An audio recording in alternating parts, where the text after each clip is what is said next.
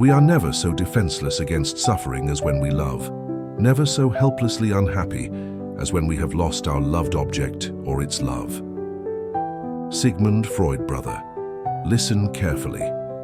There's a madness that consumes men, a toxic embrace of illusion that drowns souls in their own delusion. That's not love, man. That's the greatest lie ever sold to the human heart.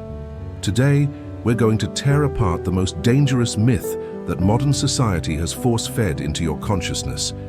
The myth that has turned strong men into begging children. The myth that has convinced you that your worth, your happiness, your very soul depends on another person's validation. The myth of romantic love. And brother, if you're ready to wake up from this beautiful nightmare, if you're ready to see the cage you've been living in, then stay with me.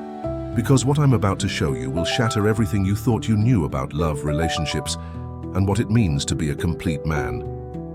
You know the story, don't you? It starts when you're young, 5 years old, watching Disney movies, absorbing the poison through your innocent eyes. Prince Charming, the damsel in distress, true love's kiss that solves everything. You complete me, they whisper in the dark theaters. You're my other half, they sing in the romantic ballads. I can't live without you, they cry in the blockbuster movies.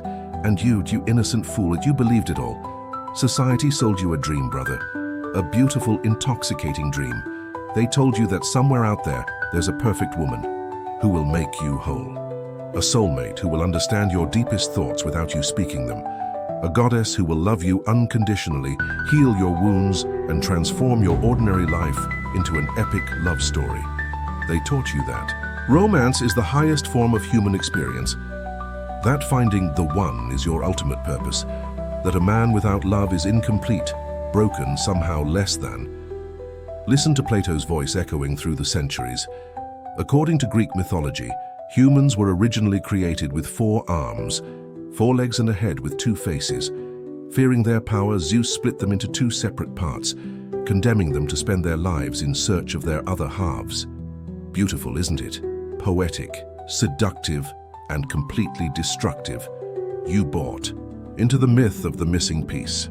You started believing that you were born incomplete, that your happiness was somewhere out there, walking around in someone else's body, waiting to be found.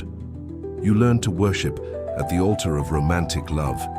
You learned to make another human being your god. Do you remember your first crush, brother? The way she consumed your thoughts, the way her smile could make your entire day, and her indifference could destroy your week. That wasn't love. That was addiction. That was the first hit of the most powerful drug society ever created, and like any good drug dealer, they kept feeding you more. More movies where the hero sacrifices everything for love and it all works out perfectly. More songs that told you real men suffer for women. More books that convinced you that intensity equals intimacy, that jealousy proves passion, that losing yourself in another person is romantic. They taught you that a good man puts his woman on a pedestal, that he makes her his priority, that he proves his love through sacrifice, through giving up his dreams, his friends, his very identity. Happy wife, happy life, they said, and you nodded like a programmed robot. You learned to chase validation like a starving man chases bread. You learned to interpret every text message, every glance, every tone of voice for signs of her approval. You made her emotional state responsible for your emotional state. You became a reaction to her actions, a shadow to her light, a satellite orbiting around her gravitational pull, and they called this love. They told you this was what it meant to be romantic, to be a good man, to be worthy of a woman's affection. The dating apps arrived, and they made it worse. Endless options, infinite possibilities. The grass is always greener. Why settle when your perfect match might be just one swipe away? You started measuring your worth by matches, by responses, by whether she texted back. You optimized yourself like a product, constantly improving your photos, your bio, your entire personality to become more attractive to the market. You forgot who you were in the desperate attempt to become who you thought she wanted. Society whispered its poison. A real man does whatever it takes to keep his woman happy. A real man puts love above everything else. A real man isn't afraid to show vulnerability, to cry, to beg if necessary. And you listened. God help you, you listened. You learned to pedestalize. You learned to sacrifice. You learned to make your happiness dependent on another person's mood, another person's choice, another person's love. You became half a man searching for your other half. You became a beggar at the throne of romantic love, and for a while it felt so good, didn't it? The honeymoon phase, the butterflies, the way she looked at you like you were the center of her universe, the way she said she'd never felt this way before, the way she promised forever. You thought you'd found it, your missing piece, your completion, your salvation. You thought the search was over, you thought you were finally home. But brother, you were just deeper in the cave, staring at shadows on the wall, calling them reality. The illusion was so beautiful, so intoxicating, so perfectly crafted to keep you enslaved, and you never saw the chains being forged around your soul. Then it happened. Maybe it was slow, maybe it was sudden, but the mask came off. The woman you worshipped, she was human after all. She had bad days, selfish moments, cruel words that cut deeper than any blade. She had needs that never ended, expectations that kept growing, demands that slowly drained your soul. You gave her everything, and it still wasn't enough. You sacrificed your dreams, and she called you unambitious. You spent every free moment with her, and she called you clingy. You opened your heart completely, and she used your vulnerabilities against you in arguments. The pedestal you built for her, she kicked it over and stood on your neck instead. Friedrich Nietzsche saw this coming. There is always some madness in love, but there is also always some reason in madness. The madness was believing the lie. The reason was that you needed to learn this lesson the hard way. You started to see the manipulation, the emotional games, the way she could withhold affection to control your behavior, the way your happiness had become her hostage. You realized you were dancing like a puppet and she was pulling the strings. But the worst part, the absolute worst part, you blamed yourself. I'm not good enough, you whispered in the dark. If I just try harder, if I just love her more, if I just become better. You doubled down on the illusion. You increased the dose of the poison, hoping it would finally cure you. You read relationship books, you went to couples therapy. You analyzed every conversation, every argument, every moment of tension, trying to find the magic formula that would bring back the fantasy.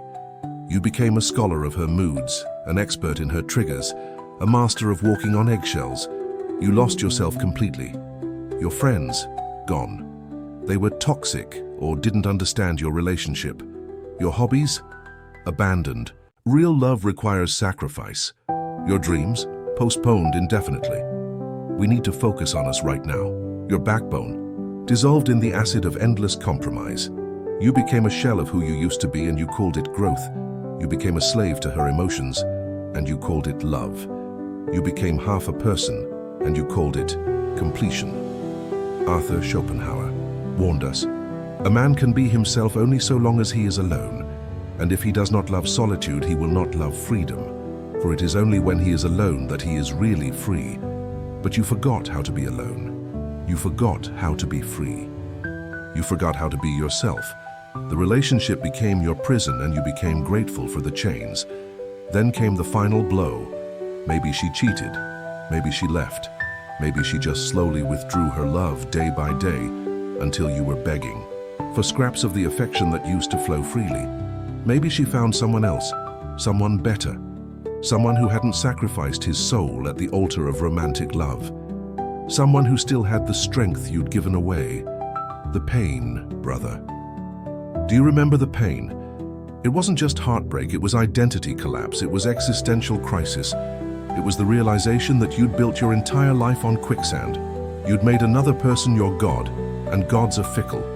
You'd made another person your home, and homes can be taken away. You'd made another person your purpose, and people change their minds. The lie was exposed. The illusion shattered. The beautiful dream revealed itself as the nightmare it always was. You weren't incomplete because you lacked love. You were incomplete because you'd given away your completeness. You weren't searching for your other half. You were searching for the parts of yourself you'd abandoned. You weren't meant to be saved by romantic love. You were meant to save yourself. But you didn't know that yet. So no, brother, the lesson wasn't over. First, you had to crawl through hell. You had to face the abyss of your own self-betrayal. You had to confront the man in the mirror who had sold his soul for the promise of eternal love. You had to admit that you'd been living a lie, and that admission, that moment of absolute truth, that was the beginning of your resurrection. Carl Jung spoke to your suffering. The most terrifying thing is to accept oneself completely. The terror was real. The pain was unbearable. The loneliness felt infinite. But in that darkness, something began to stir, something that had been sleeping for years, something that romantic love had nearly killed, your authentic self. Listen to me carefully, brother. You are not half a person searching for completion. You are not a broken soul that needs another soul to fix you. You are not a beggar at the feet of romantic love. You are a complete human being, born whole, capable of joy, purpose, and fulfillment, without needing another person's validation. The Greeks had two words for love that we've forgotten. Eros, the passionate, possessive, needy love that consumes, and agape, the selfless, abundant, complete love that gives freely without expecting return. Romantic love, as society teaches it, is pure eros, addiction disguised as affection, neediness wrapped in poetry, emotional terrorism sold as devotion. Real love, the kind that builds rather than destroys, that creates rather than consumes, comes from abundance, not scarcity, and abundance comes from within. Marcus Aurelius, that emperor-philosopher, understood this. Very little is needed to make a happy life. It is all within yourself, in your way of thinking. Your happiness is not out there walking around in someone else's body. Your worth is not determined by whether someone chooses to love you. Your completeness is not dependent on finding your other half. You are already complete. You always were. The search for romantic love was a distraction from the most important relationship you'll ever have. The relationship with yourself. When you were chasing her validation, you should have been building your own self-respect. When you were trying to make her happy, you should have been learning to generate your own joy. When you were sacrificing your dreams for the relationship, you should have been pursuing your purpose with relentless dedication. A man with a mission doesn't need to be completed by love. He offers completion to others from his own abundance. A man who knows his worth doesn't beg for affection. He receives it as a gift and gives it as a choice. A man who has built something meaningful with his life doesn't make relationships his primary source of meaning. He makes relationships an enhancement to an already fulfilling existence. Søren Kierkegaard saw through the illusion. The most common form of despair is not being who you are. You despaired because you forgot who you were. You became who you thought she wanted instead of who you actually are. You molded yourself to fit her preferences instead of standing firm in your own values. You betrayed yourself for the promise of love, and that betrayal poisoned everything. But here's the truth they never told you. Women don't want a man who needs them. They want a man who chooses them. Women don't want a man who worships them. They want a man who respects them as equals while maintaining his own strength. Women don't want a man who has no life without them. They want a man whose life is so rich and meaningful that sharing it with them is a privilege. The irony is brutal and perfect. The more desperately you chase romantic love, the more it runs from you. The more complete you become as an individual, the more naturally love flows into your life. But by then you won't need it anymore. You'll want it. You'll enjoy it. You'll be grateful for it. But you won't need it. And that difference, that subtle but profound shift from need to want, changes everything. When you don't need someone to complete you, you can love them for who they are instead of what they can do for you. When you don't need someone to validate your worth, you can see their flaws clearly without trying to fix them or excuse them. When you don't need someone to make you happy, you can share your happiness instead of demanding theirs. This is what the philosophers understood. This is what the poets glimpsed. This is what the mystics knew. Love is not something you fall into. Love is something you rise to. Love is not something you find. Love is something you become. Love is not something you need. Love is something you give. Fyodor Dostoevsky captured this perfectly. To love someone means to see them as God intended them to be. But first you must see yourself as you were intended to be. Not half a person, not a broken soul, not a beggar for affection, a complete man, a sovereign individual, a force of nature. You have work to do in this world, brother. Purposes to fulfill, challenges to overcome, growth to pursue, legacy to build. Your mission is not to find love. Your mission is to become the kind of man worthy of the highest love. Your mission is to build a life so meaningful, so fulfilling, so abundant, that when love comes, and it will come, it adds to your joy instead of defining it. Your mission is to remember that you were born complete. The romantic love industrial complex wants you to forget this. They profit from your insecurity. They thrive on your neediness. They get rich selling you solutions to problems they created. But you know better now. You've seen behind the curtain. You've tasted the poison and survived. You've died to the lie and been reborn in truth. Jean-Paul Sartre said, "Man is condemned to be free, because once thrown into the world, he is responsible for everything he does." You are free now, brother. Free from the need for external validation. Free from the prison of romantic desperation. Free from the lie that you're incomplete without another person's love. Use that freedom wisely. Build yourself into the man you were meant to be. Pursue your purpose with the passion you once wasted on pedestalizing women. Develop your character with the dedication you once spent on managing someone else's emotions. Create your legacy with the energy you once poured into chasing temporary feelings. And when love comes, real love, not the counterfeit they sold you, you'll recognize it immediately. It won't feel like desperation. It will feel like choice. It won't feel like completion. It will feel like enhancement. It won't feel like need. It will feel like abundance overflowing. You'll love from strength, not weakness. You'll give from choice, not fear. You'll receive with gratitude, not desperation. This is the love that builds empires, raises children, and changes the world. This is the love worth waiting for. This is the love you become capable of when you stop searching for someone to complete you and start completing yourself. Remember this, brother. You are not the broken prince waiting for a princess to save you. You are the king who rules his own kingdom. And kings don't beg, kings don't pedestalize, kings don't sacrifice their thrones for temporary affection. Kings love from abundance, choose from strength and give from their overflow. The illusion of romantic love tried to turn you into a beggar, but you were born to be a king. Now rule. If this message opened your eyes to the cage you've been living in, if it broke the beautiful lie that's been poisoning your soul, if it felt like truth cutting through years of romantic programming, then don't keep it to yourself, brother.